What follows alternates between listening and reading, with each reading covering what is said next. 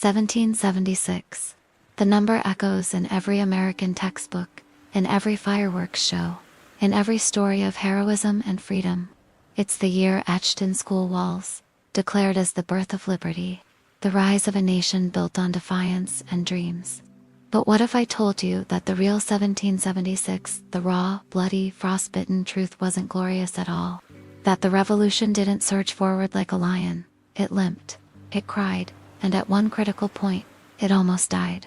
Not because of overwhelming British firepower, not because of traitors hiding in plain sight, but because of hunger, because of cold, because of a single silent night so tense, so close to disaster, that it was nearly forgotten in the rush to write a cleaner history.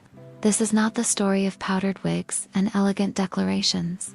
This is the story of bleeding feet in the snow, of soldiers with no boots, chewing leather belts for food, of the filth, the fever, the frost, and the fear that nearly shattered the revolution before it had a chance to live.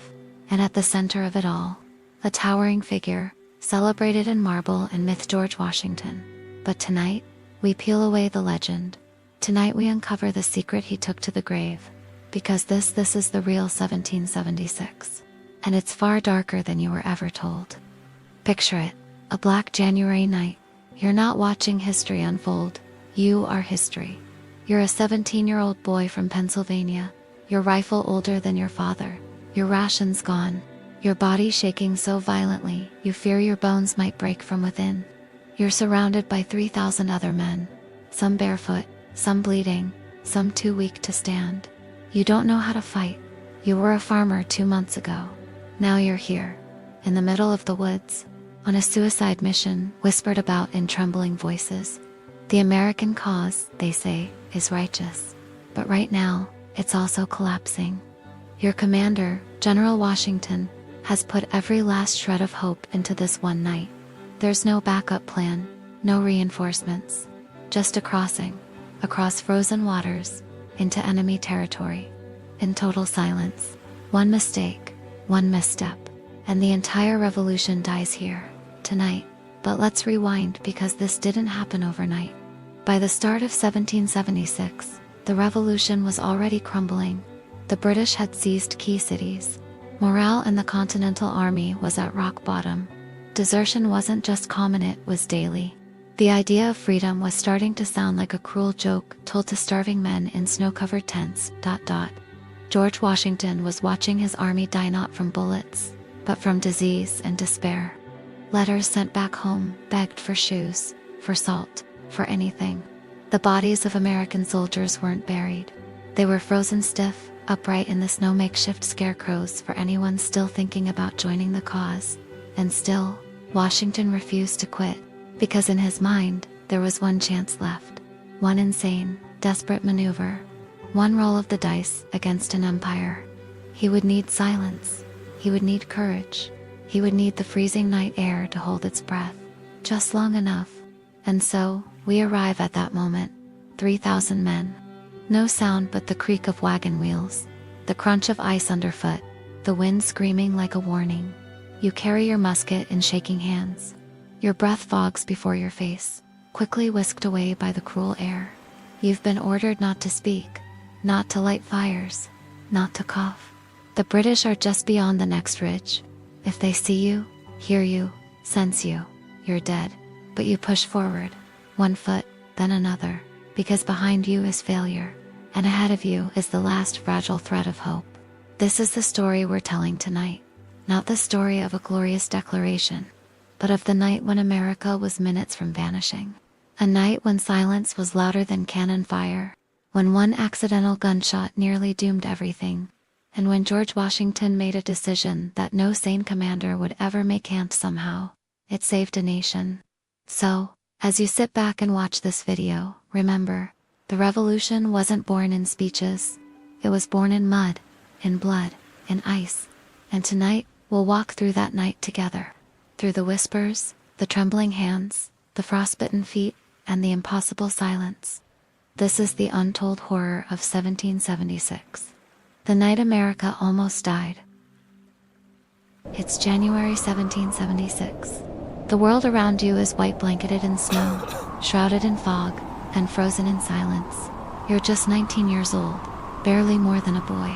A farmer's son from the outskirts of Pennsylvania, who joined the cause with fire in your chest and hope in your hands. But now, you're starving. Your skin is blistered from the cold, and hope is dying faster than the men beside you.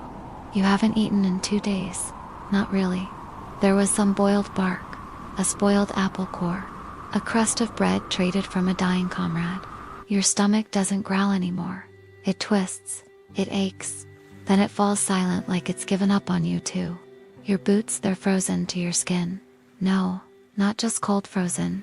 When you try to take them off, your skin comes with them. You wrap rags around your legs now. Bloody stiff rags. Frostbite doesn't knock politely. It creeps in like death, quiet, merciless, irreversible. First your toes, then your fingers. You've seen a man lose his nose, blackened and shriveled like burnt paper, and there's nothing anyone can do. The men around you, some are coughing blood, some have stopped coughing altogether. Pneumonia, dysentery, gangrene. There's no real medicine, here just whiskey, wet bandages, and prayers. You buried 3 friends yesterday. One was your cousin. You didn't cry. There are no tears left in your body. Even if there were, they'd freeze before they hit the ground. This is the Continental Army. The army they'll one day call heroic. The men whose names will be chiseled into stone and turned into statues. But right now, it's a shivering, bleeding, barely breathing mob. A patchwork of farmers, cobblers, fishermen, and kids some, as young as 12, wrapped in torn wool, clutching rusted muskets, held together by little more than rage and ragged dreams. They'll tell you George Washington was a brilliant general, but the truth? In the winter of 1776, he was holding the army together with spit, string, and sheer stubborn will. He was outnumbered, outgunned, and outmaneuvered, and worst of all, he was out of time. The British, they're inside Boston, warm, dry, fed. Their red coats are clean, their boots polished. Their cannons shine under torchlight, aimed right at the American camps outside the city, and they're laughing at you. They know your army is starving. They know your men are dying faster than they can reload. They don't even bother to attack. Why would they? Winter is doing their job for them. But here's the part no one teaches in school. The American Revolution almost ended that winter, not from bullets, but from frost and fear, and the slow, silent death of morale. In early January, the Continental Army looked like it might collapse completely. Thousands deserted, hundreds froze, and those who stayed, they didn't stay because of orders or discipline. They stayed because they believed in something vague and fading, but real enough to keep them from running. Freedom. That word got passed around like a ration.